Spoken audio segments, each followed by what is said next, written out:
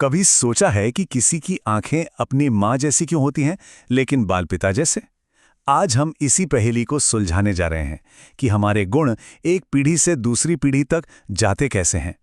ये कहानी है एक भुला दिए गए जीनियस की, एक तकनीकी क्रांति की और कुछ बहुत ही साधारण सी फल मक्खियों की।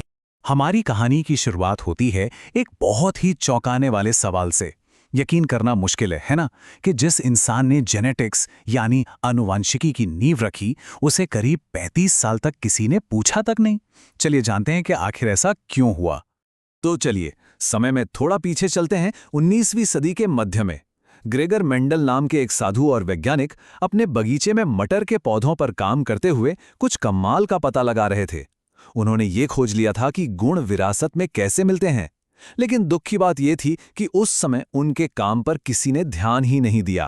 तो सवाल यह है कि मेंडल की इतनी शानदार खोज को अनदेखा क्यों किया गया? असल में इसके कई कारण थे। एक तो ये कि उस जमाने में आज की तरह कम्युनिकेशन इतना तेज नहीं था। दूसरा, उनका ये आइडिया कि गुण अलग अलग फैक्टर से तय होते हैं, उस समय की सोच से बिल्कुल अलग था। सब मानते थे कि गुण आपस में घुल मिल जाते हैं। और शायद सबसे बड़ी बात, उन्होंने बायोलॉजी को समझाने के लिए मैथ्स का इस्तेमाल किया, जो उस समय के बायोलॉजिस्ट के लिए एकदम नई और अजीब बात थी। दुनिया को मेंडल के काम की अहमियत समझने में पूरे 35 साल लग गए। फिर 1900 में 3 अलग अलग वैज्ञानिकों ने, जो एक दूसरे से अनजान थे, अपने अपने काम में उन्हीं नियमों को फिर से खोज निकाला। तब जाकर दुनिया ने मेंडल के काम को पहचाना। तो सोचने वाली बात है कि इन 35 सालों में आखिर ऐसा क्या बदल गया था? जवाब सिर्फ लोगों की सोच में बदलाव नहीं था, बल्कि टेक्नोलॉजी में एक बहुत बड़ी क्रांति थी। हुआ ये कि माइक्रोस्कोप बहुत बेहतर हो गए थे और इसकी वजह से वैज्ञानिकों को पहली बार कोशिका यानी सेल के न्यूक्लियस के अंदर झांकने का मौका मिला। ये एक पूरी नई दुनिया को अपनी आंखों से देखने जैसा था।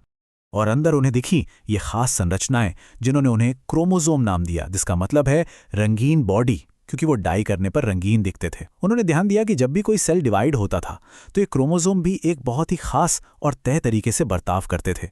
ठीक है, तो यहां से कहानी में एक दिलचस्प मोड़ आता है। साल 1902 में 2 वैज्ञानिक थे, वॉल्टर सटन और थियोडोर बोवेरी। दोनों अलग अलग काम कर रहे थे, लेकिन दोनों ने एक ही कमाल की चीज नोटिस की। ये एक असली आहा वाला पल था जिसने सब कुछ बदल कर रख दिया। उन्होंने ये महसूस किया कि सेल डिवीजन के दौरान क्रोमोसोम का जो बर्ताव था, वो मेंडल के बताए गए फैक्टर्स या जीन्स के बर्ताव से हूबहू मेल खाता था। मतलब जिस बात का मेंडल ने सालों पहले सिर्फ गणित के आधार पर अंदाजा लगाया था, वो अब सीधे सीधे माइक्रोस्कोप में दिखाई दे रही थी।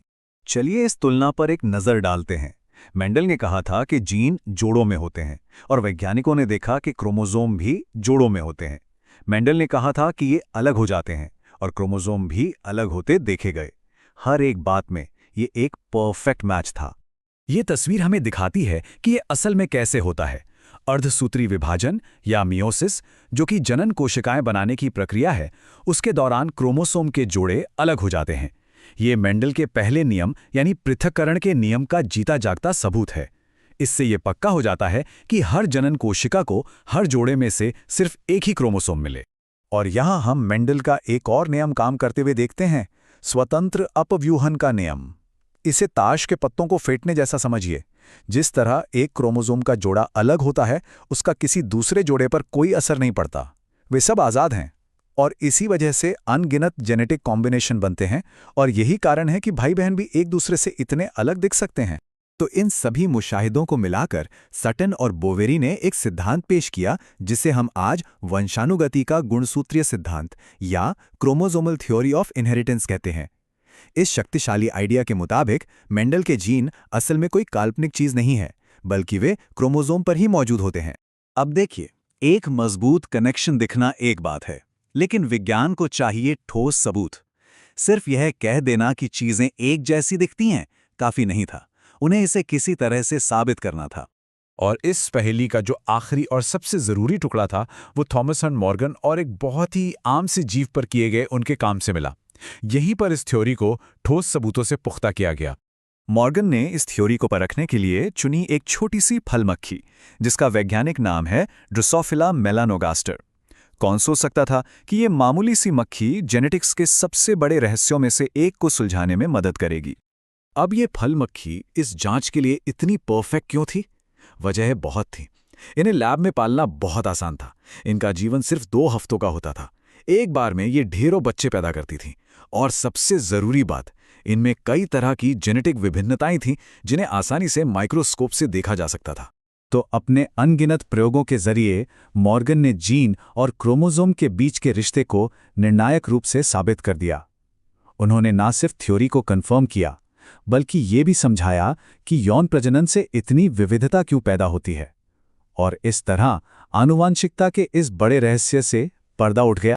मेंडल से लेकर मॉर्गन तक की यह पूरी कहानी हमें एक बात याद दिलाती है कि कभी-कभी विज्ञान की सबसे बड़ी खोज बस सही उपकरणों और सही नजरिए का इंतजार कर रही होती हैं, ताकि बिखरे हुए सुरागों को जोड़ा जा सके। और यह सोचने पर मजबूर करता है, विज्ञान के कौन से क्रांतिकारी विचार आज भी हमारी नजरों से ओझल हैं, जो बस एक नई तकनीक या एक नए दिमाग का इंतजार कर रहे हैं।